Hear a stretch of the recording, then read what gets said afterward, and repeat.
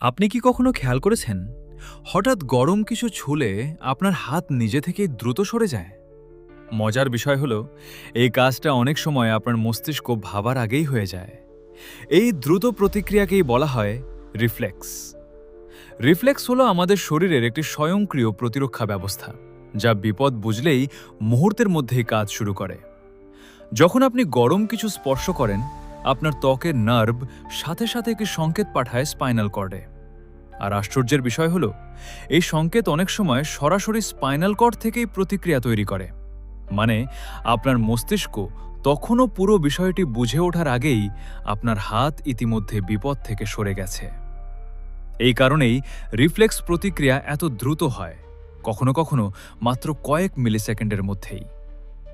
চোখে ধুলো ঢুকলে চোখ বন্ধ হয়ে যাওয়া, হঠাৎ শব্দে শরীর চমকে ওঠা, এসবই আমাদের শরীরের রিফ্লেক্স প্রতিক্রিয়া।